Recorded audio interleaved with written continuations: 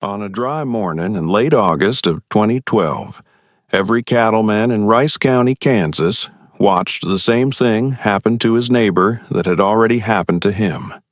The ponds went first, then the creeks, then the shallow wells that grandfathers had dug with mule teams and determination started pulling mud instead of water.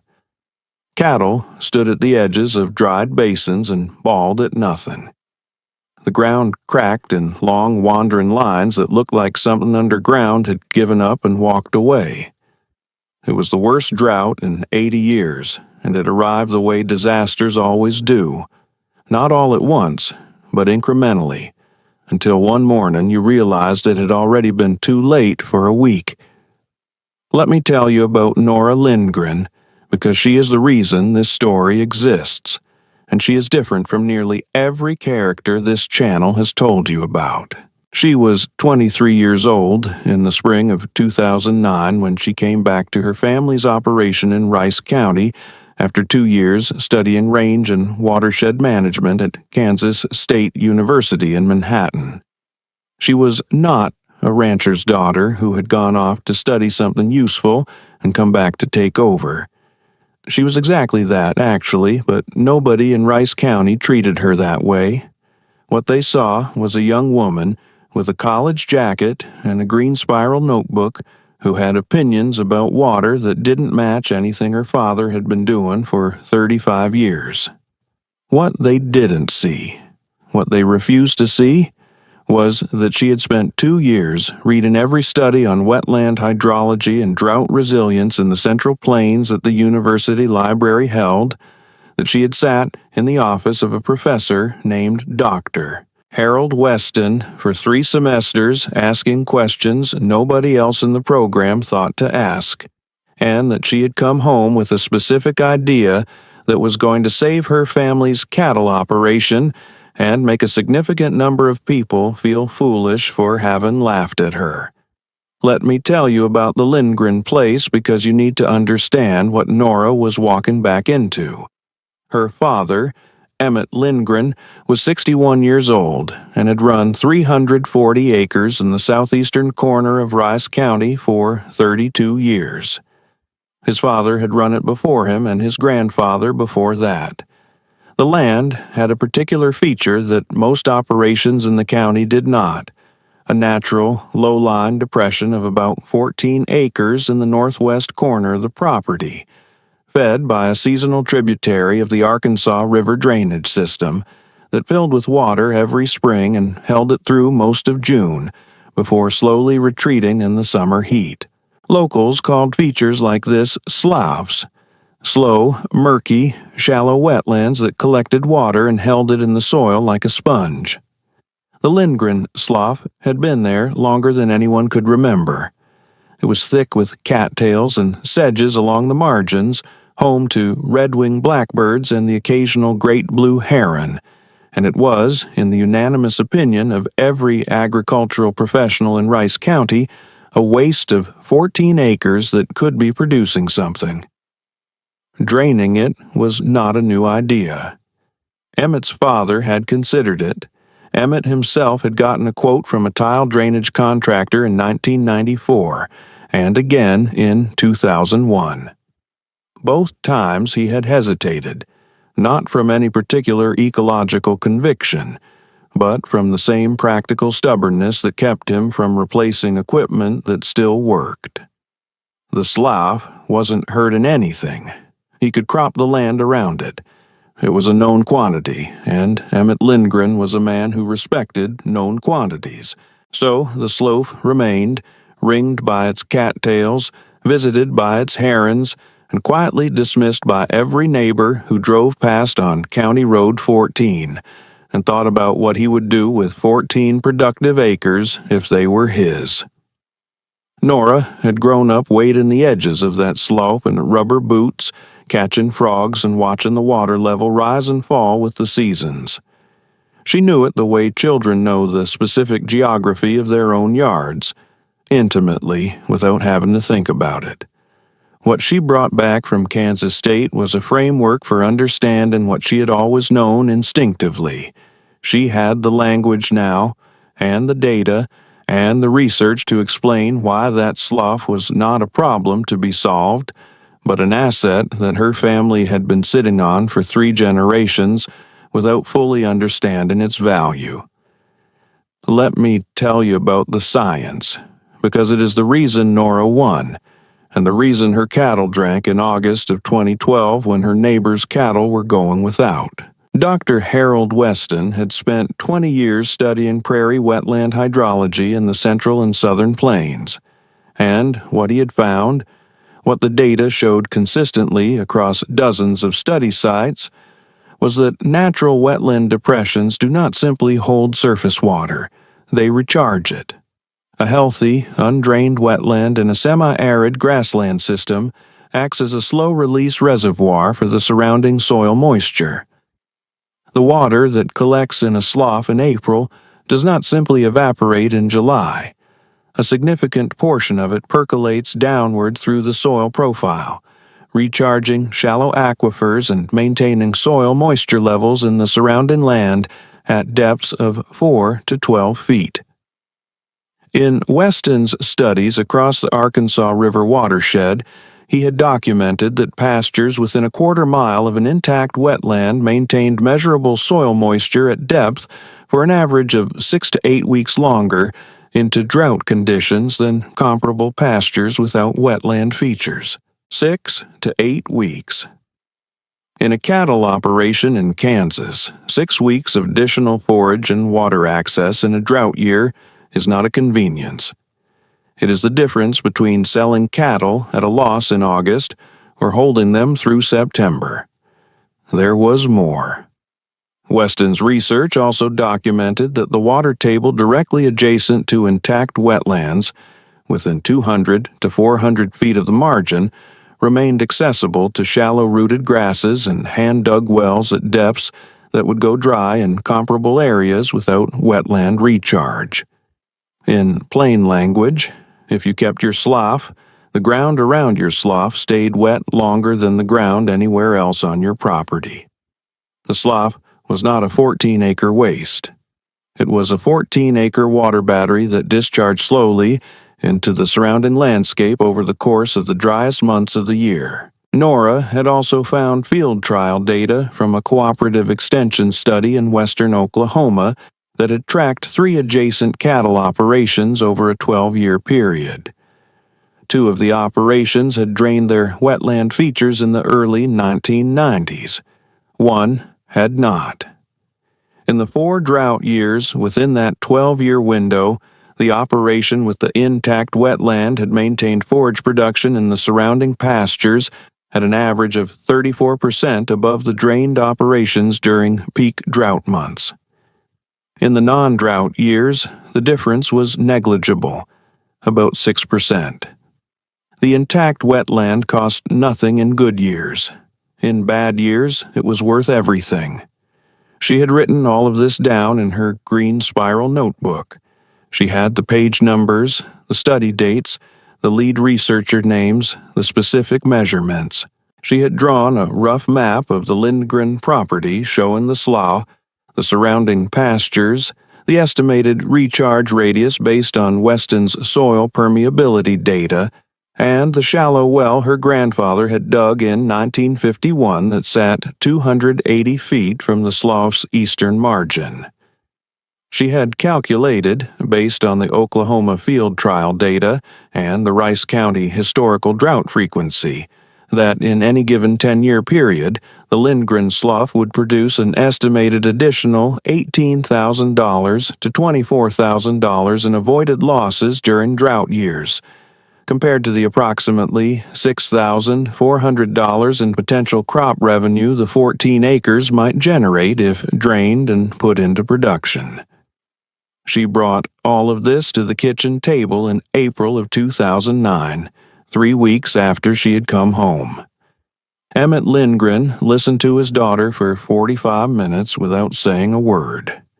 He looked at the notebook. He looked at the map. He looked at the numbers. His wife, Diane, sat at the other end of the table with her coffee and listened too. When Nora finished, Emmett was quiet for a long moment. He picked up the notebook, looked at the Oklahoma field trial numbers again, set it back down, and said, "I need to think about it." That was all. He got up, put on his cap, and went out to check the cattle. Diane waited until the screen door had closed behind him. Then she looked at Nora and said quietly, "You're right, you know." She said it the way a person says something they have believed for a long time, but never had the language to articulate. Then she picked up her coffee and went back to reading the paper, and the conversation was over. Emmett thought about it for 2 weeks. He did not drain the Slough. He did not tell Nora he had decided anything. He simply stopped mentioning the drainage contractor, and when Nora asked if she could fence a small section of the Slough margin to reduce cattle disturbance to the recharge zone, he said, "Go ahead." It was not a ringing endorsement, but it was permission. Let me tell you about Dale Crowley, because you need to understand him before you can understand what happened at the Rice County Cattlemen's Association meeting in June of 2009. Dale Crowley was 58 years old and had been the dominant voice at Cattlemen's Association meetings in Rice County for the better part of 15 years.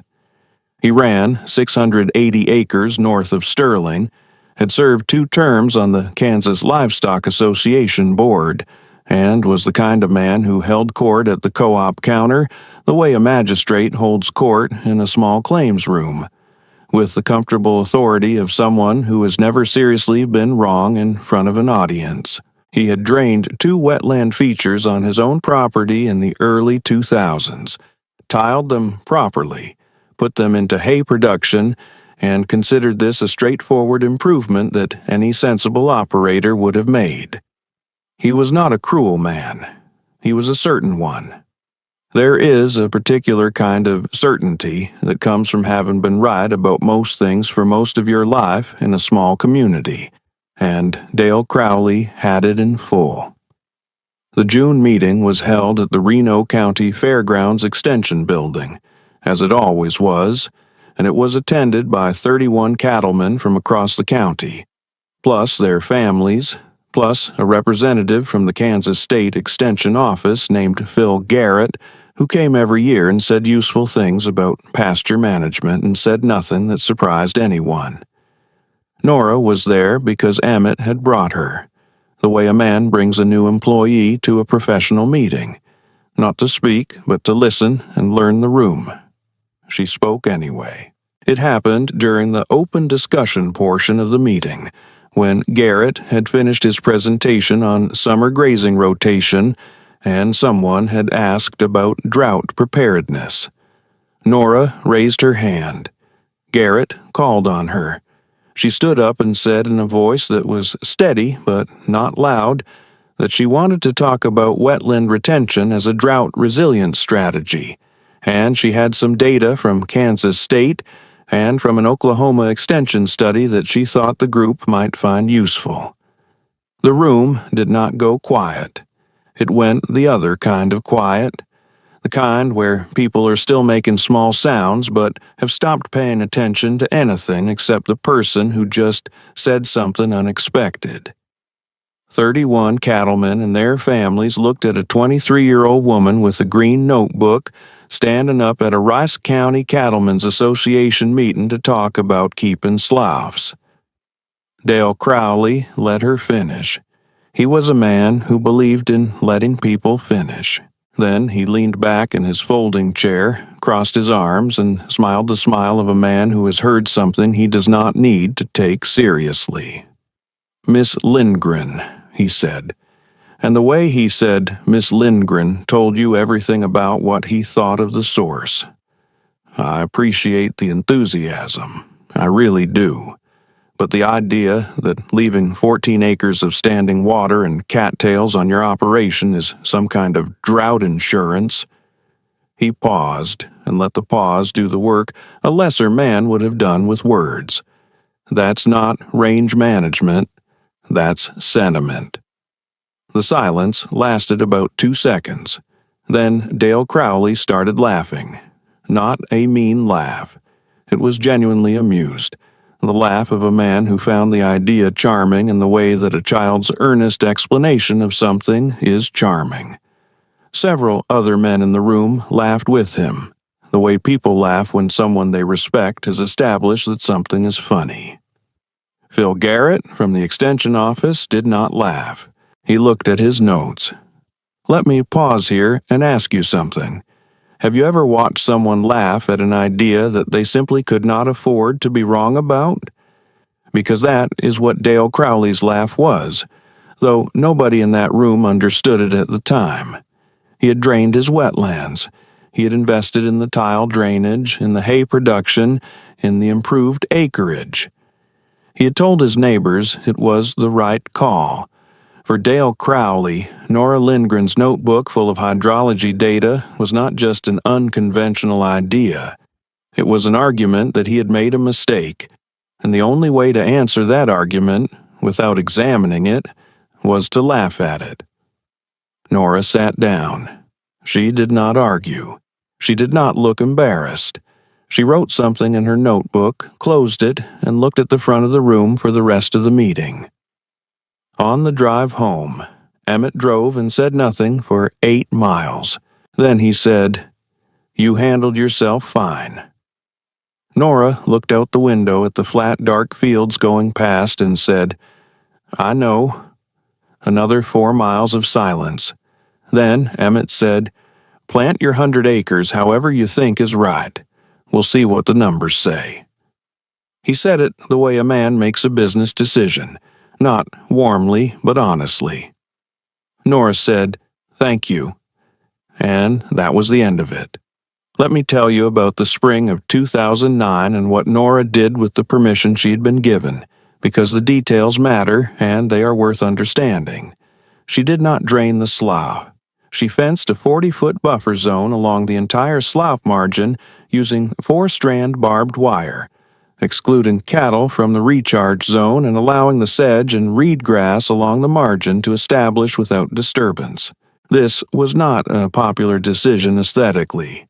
The fencing looked like a complication, a thing added where nothing needed to be added, and more than one neighbor who drove past on County Road 14 mentioned it to Emmett at the co-op. Emmett said he was trying something and changed the subject. She also dug out the shallow well near the Slough margin, the one her grandfather had put in 1951, and cleaned the casing, replaced the hand pump, and ran a sample to the county extension office to confirm water quality. The well was producing clean water at a depth of 22 feet. She noted this in her notebook along with the date, the depth, and the static water level. Then she set up a simple rain gauge and a weekly water level measurement stake at the Slough margin and began keeping records. In 2009, the season was average. The Slough filled normally in April, held through June, and retreated by late July. Nora's pastures performed about the same as Emmett's other pastures. The cattle did fine.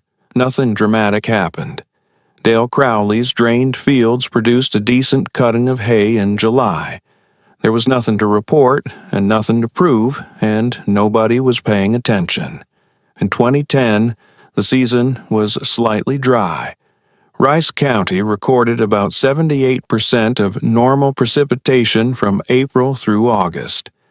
Emmett's south pastures, which were furthest from the Slough, started showing stress in the late July, the grass going brown and brittle earlier than usual, the cattle beginning to work harder to find adequate forage. The pastures in the northwest corner of the property, adjacent to the slough, stayed green about 3 weeks longer. Emmett noticed. He did not say anything to Nora directly, but she caught him one evening standing at the fence line between the northwest pasture and the south pasture, looking at the difference in the grass color with the expression of a man doing arithmetic in his head. She wrote down the date and the observation. Her per-acre forage production numbers that year calculated from her grazing rotation records and the cattle weight data at fall weaning, showed that the northwest pastures adjacent to the Slough had produced approximately 19% more usable forage days per acre than the south pastures during the July-August stress period. It was a single year and a single property, and not a peer-reviewed study, and Nora knew that. She wrote it down anyway. Word had begun to travel, the way word travels in small agricultural communities, not through announcements but through observation. People drove past on County Road 14. They saw the green northwest pastures in late July when their own pastures were going brown. They mentioned it to their neighbors. Their neighbors mentioned it at the co-op. Dale Crowley heard about it and told someone that one green pasture in a slightly dry year didn't prove anything, which was technically true. He was right that it didn't prove anything yet. In 2011, the season was dry again, about 71% of normal. The northwest pastures stayed green into the first week of August. The south pastures were brown by mid-July. Nora's per-acre numbers showed a 26% advantage for the Slough-adjacent ground during the stress period. She also noted that the shallow well near the Slough margin, measured weekly, had dropped only 4 feet from its spring high water level by the end of August, while the county's agricultural well monitoring data, published by the Kansas Geological Survey, showed an average decline of 9 feet in comparable shallow wells across the county over the same period. The Slough was doing exactly what Dr. Weston's research said it would do. It was banking water in April and paying it back in August. She brought the 2-year data to the Cattlemen's Association meeting in the fall of 2011. Dale Crowley was there. She stood up and presented the numbers, the forage production comparisons, the well level data, the soil moisture readings she had been taking at 3 depths in both the Slough-adjacent and south pastures since 2009. She did not editorialize. She read the numbers. When she finished, the room was quieter than it had been in 2009. Dale Crowley did not laugh this time. He said the data was interesting and that he would like to see it replicated over a longer period before drawing conclusions. His voice had lost some of its certainty. Not much, but some. Phil Garrett from the Extension office stayed after the meeting and asked Nora if he could have a copy of her data. She gave him the relevant pages from her notebook. He thanked her and said he was going to send it to a colleague at K-State. She said that was fine. Then 2012 arrived. Let me tell you about the summer of 2012 in Rice County, Kansas, because it was not a dry year, it was a catastrophe. The National Drought Monitor classified the entire central Kansas region as D4, exceptional drought, the highest category on the scale, by the end of June. By July, Rice County had received 31% of its normal precipitation for the year. The Arkansas River, which had been running low for 2 years, stopped running entirely in several stretches. Stock ponds that had held water for 40 years went dry. Pastures that had been green in early May were dust and stubble by the 4th of July. Cattle prices collapsed as producers across the region began emergency liquidations, selling breeding stock they had spent years building because they had no water and no grass and no other option. The USDA declared Rice County a disaster area on July 18th. Let me tell you about what happened on the Lindgren place in July and August of 2012, because it is the reason this story is still being told. The Slough was lower than Nora had ever recorded it. By the end of July, it had retreated to about 40% of its normal summer extent. A shallow pool in the center of the depression, ringed by cracked mud and the bleached stems of last year's cattails. It was not full. It was not impressive. But it was there, and more importantly, what it was doing underground was there whether you could see it or not. The northwest pastures adjacent to the slough were not green. Let me be clear about that, because the story is not a fairy tale. The grass was stressed. It was shorter than normal and paler than it should have been in August, but it was alive. The cattle were grazing it. The forage was there, thin, but there, and the shallow well at the slough margin, which Nora checked every Monday morning, was sitting at a depth of 26 feet, down from its spring level of 18 feet, but 26 feet, still producing water, still accessible. Emmett's south pastures, a quarter-mile from the slough, were bare dirt and cracked clay by the 1st of August. The cattle had eaten everything down to the roots by mid-July, and there was nothing left. He moved them to the northwest pastures. Then he moved them to the northwest pastures again when the other fields ran out. By the end of August, all 340 acres of the Lindgren operation were supporting their cattle from the northwest corner of the property, the corner adjacent to the slough, and from the shallow well that Nora had cleaned and measured and monitored for 3 years. The well held. The forage held. Barely, and with supplemental feed that Emmett bought at a price that made him wince, but it held. They did not sell their breeding stock. They did not liquidate. They came through the summer of 2012 with their herd intact. 3 miles north on County Road 14, Dale Crowley sold 60% of his cow-calf pairs in August. He had no water and no grass and no choice. He sold them at the worst possible moment in the worst possible market, into a regional liquidation that had driven cattle prices down to levels that hadn't been seen since the 1980s. He had drained his wetlands in 2001 and 2003. His property had no shallow recharge zones. His stock ponds were cracked mud. He was not the only one. Across Rice County, the story was the same on operation after operation: emergency sales, breeding stock dispersals, the quiet financial damage that a single catastrophic drought year can do to a family operation that takes a decade to recover from. Nora's records from August 2012 showed that the northwest pastures adjacent to the slough produced an estimated 41% more usable forage days per acre during the June through August stress period than the county average for comparable ground, as reported in the post-drought assessment published by the Kansas State Extension Service that fall. The shallow, well-produced water through the entire summer without going dry.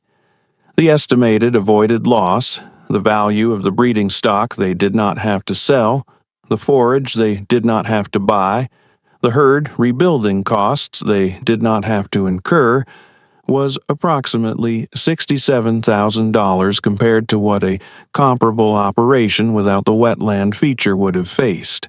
$67,000 from a 14-acre slough that everyone in Rice County had told Emmett Lindgren to drain. Emmett found Nora in the barn on a Wednesday evening in late September, after the worst of it was over, and the fall rains had finally come and the cattle were back on pasture, and the immediate crisis had passed. He stood in the barn door for a moment without saying anything. Nora was checking a heifer's leg wrapping and didn't look up. Emmett said, "You were right." He said it the way a man says something that cost him something to say. Not dramatically, but with the specific weight of words that have been thought about for a long time before being spoken. Nora finished with the heifer's leg, stood up and said, "I know, not unkindly, just honestly."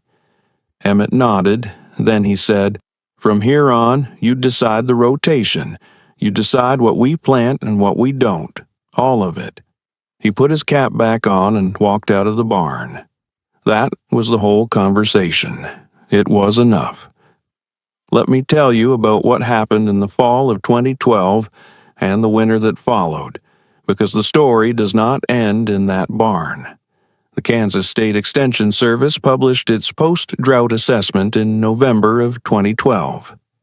Phil Garrett had been collecting data from operations across Rice County all summer, and when he wrote up the assessment, he included a section on wetland retention as a drought resilience factor. He cited 3 operations in the county that had retained natural wetland features and compared their drought year performance to the county average.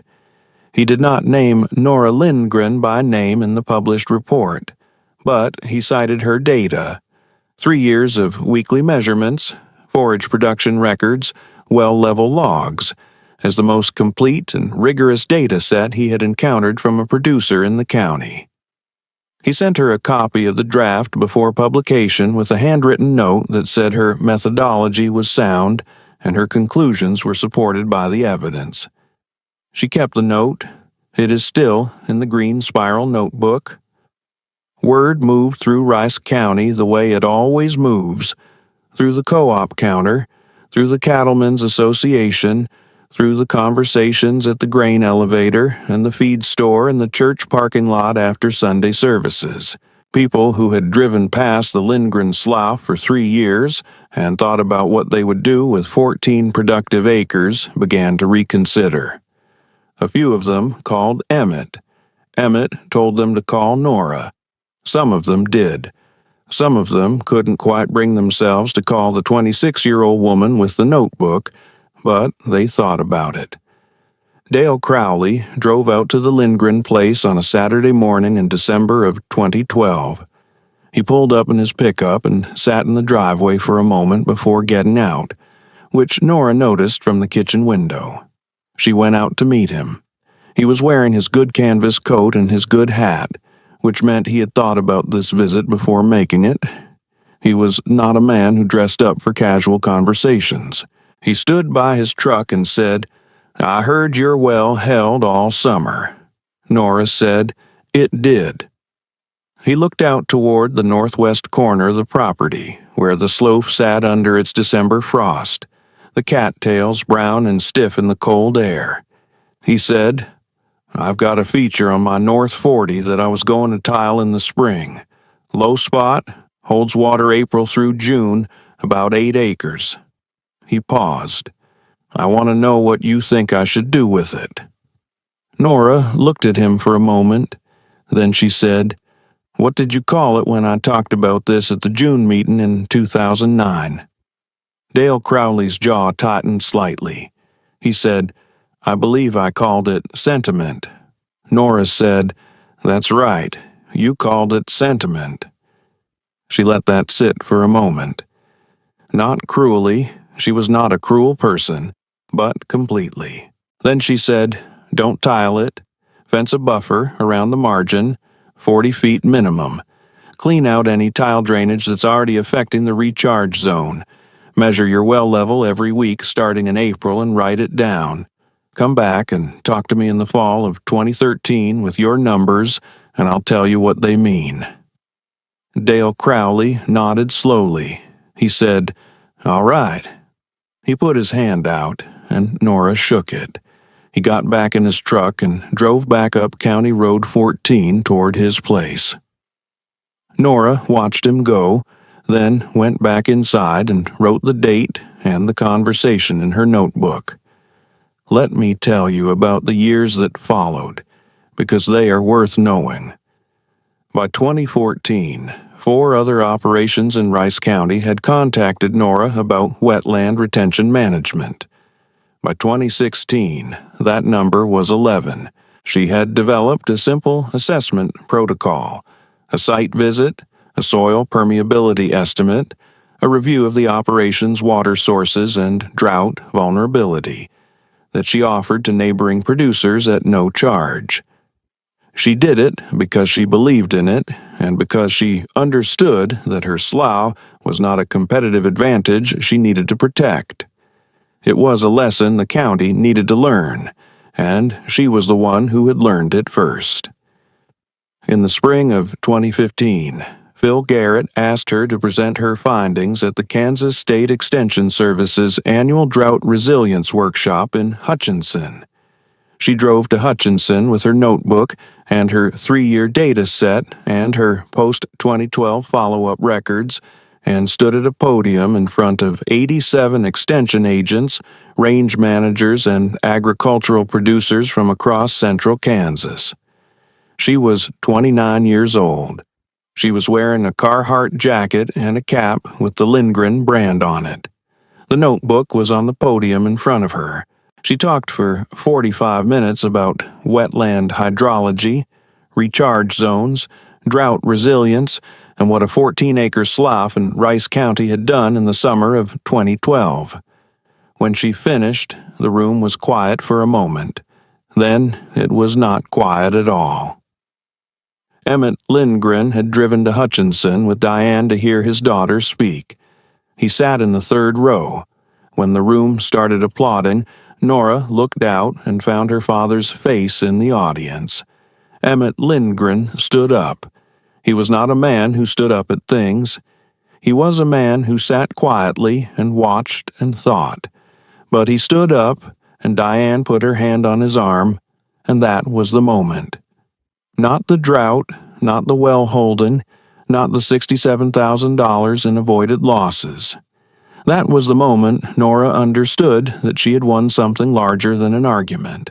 By 2018, the Kansas State Extension Service had incorporated wetland retention assessment into its standard drought preparedness protocol for cattle operations in the Arkansas River watershed. Dr. Harold Weston, who had retired by then, sent Nora a letter when he heard about it. He said her field data from 2009 through 2012 had been cited in 2 peer-reviewed papers on prairie wetland hydrology. She wrote back and told him she still had the notebook. Dale Crowley's North 40 low spot, the one he had been planning to tile in the spring of 2013, was still intact as of 2019. His well levels during the dry summers of 2016 and 2018 had performed consistently with what Nora's data predicted. He had told the story at a Cattlemen's Association meeting in 2017. The story of driving out to the Lindgren place in December of 2012 and asking a 26-year-old woman for advice about a decision he should have made differently a decade earlier. He told it without apparent embarrassment, which was either admirable or simply practical, and the room had listened the way rooms listen when someone tells a true story about having been wrong. Let me tell you one last thing, because the story doesn't end with Nora. In the spring of 2021, Nora's daughter, Emmett's granddaughter, a 16-year-old named Clara who had grown up helping her mother measure well levels every Monday morning and recording forage data in a succession of green spiral notebooks, came to the kitchen table with a printout of a university study and a hand-drawn map of the Lindgren property. She said she had been reading about cover crop integration in semi-arid grassland systems, and she thought there were 3 fields on the south end of the property that were losing topsoil to wind erosion in ways that could be addressed with a winter rye and hairy vetch rotation. She had the numbers. She had the study. She had the map. Nora looked at the printout. She looked at the map. She looked at her daughter's face. Earnest, precise, waiting. She thought about a kitchen table in April of 2009 and a green notebook and a father who had said, "I need to think about it," and then gone out to check the cattle. She thought about June of 2009 and a folding chair and a laugh that had told her everything she needed to know about what she was up against. She thought about August of 2012 and a well at 26 feet and cattle that drank when the neighbor's cattle could not. Then she said, "Yes, show me what you're thinking." She did not say, "I need to think about it." She did not say, "We'll see what the numbers say." She said, "Yes," immediately, the way a person says yes when they have learned, at some cost over some years, through some specific and documented evidence, that the person in front of them with the notebook and the data and the earnest face deserves to be taken seriously. Clara spread the map on the table and started talking. Nora listened. Outside, the Lindgren Slough sat in its 14 acres in the northwest corner of the property, holding its April water, doing what it had always done. The cattails were coming back along the margin. A great blue heron was standing in the shallows the way herons stand. Still, patient, watching the water with the particular attention of a creature that understands the value of what is underneath the surface. The notebook was on the counter. There was a new one underneath it, barely started, Clara's handwriting filling the first few pages with measurements and dates and the names of researchers whose work she had been reading in the school library. Nora Lindgren refused to drain her slough. They called it sentiment. The drought came. The sentiment held water. The cattle drank. The slough is still there.